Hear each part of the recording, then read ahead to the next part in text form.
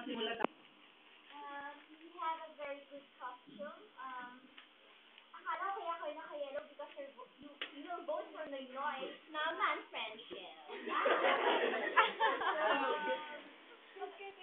Maganda yung performance nyo, pero dun sa second song nyo, parang hindi na kayo sabay-sabay, pero okay lang. Practice na lang. And then next, dumako naman tayo sa kilalang Meet the Queen na si Miss Chris Aquino. Alam po, boto kayo Noynoy, makakang hindi ko boto. Mga hi, friendship. Okay. Ako, gusto ko yung costume, pero sabi nga ni Friendship, hindi kayo sabay-sabay. So, pero all in all, cute siya. I love this butterfly, stars, whatever. All in all, gusto ko. Okay. At ang kinakatakutan ng marami, FMG. Alam niyo, walang synchronization yung sayaw niyo and then kapag sasali kayo sa concert, wag yung parang nag-intermission lang kayo ng elementary kayo. So you need more practice. Good mo, kasi na? For me,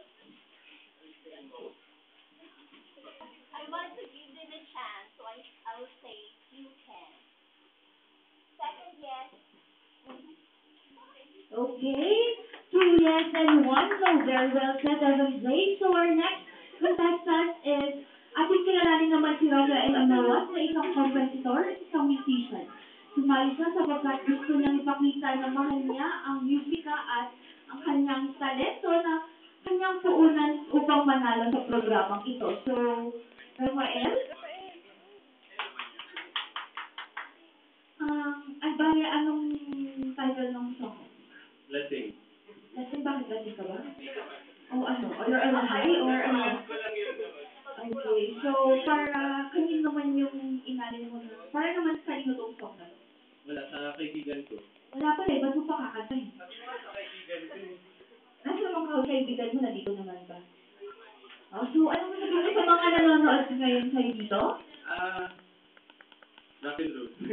Kasi yung gusto nila, boxing, ano nila ng rock and roll. Bump and grind.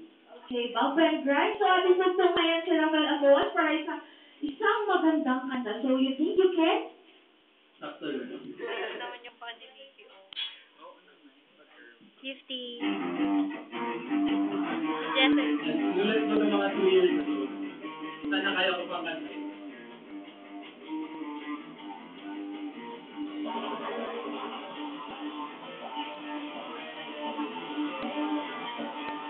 Gusto yung mag-participate.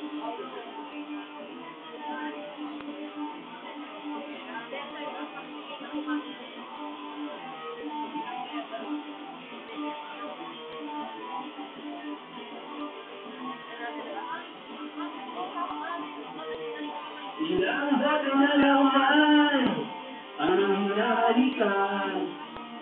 Inadamping naman sa aking hanggang naging nagpapaga. Ibang iba na naman ating kinalalagyan. Lipat ang hatang humalang ng humigewan ng humigewan. Nalilito ang puso mo kung tumas na ang amat ko. Nililito ako, pag-ibig mo ay matino. Ano lang ako, tuwing lasing ka, maya-maya lamang isusuga.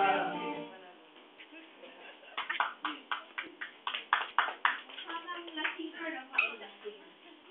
So, pakinggan naman natin yung mga masasabi ng judge natin. Unahin natin si Chris. Ano sasabi mo, Chris? Okay, Rafael. Okay ka lang? Hindi ka naman mukhang lasing. Hindi ka naman talaga lasing, no? Okay, so talagang yun yung act mo talaga. Yung para maging addict na, no? Anong title mo yan sa mo? Lasing. So, ikaw yung napapose ng kanta mo? So, ilang years mo na gumagawa ng kanta? Since 2002. 2002. So, ever since feeling mo, may pag-asa mo sa music industry? Meron. Sige, so sinabi mo meron, so,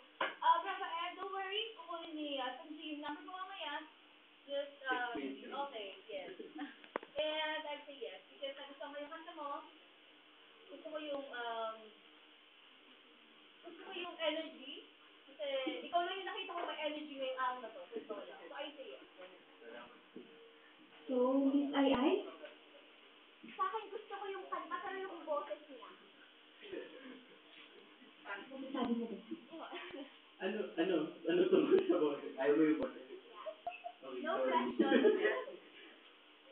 Oh, Mr. Evan J? Parang lasing niya, tapos parang yun. Oo, lalagay kami sa kanta mo. May banta ka ngayon. Yun yung effect ko talaga. May banta ka ngayon. Wala. Sino ang idol mong singer? Si ano? Sino ba? Freddie Mercury. Pero may habit kayo ni Pepe Smith.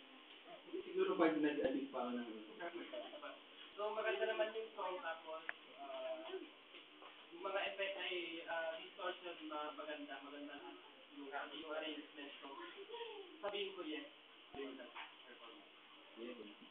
Okay, guys, dalawang yes at isang no at malapit na tayo matapos sa ating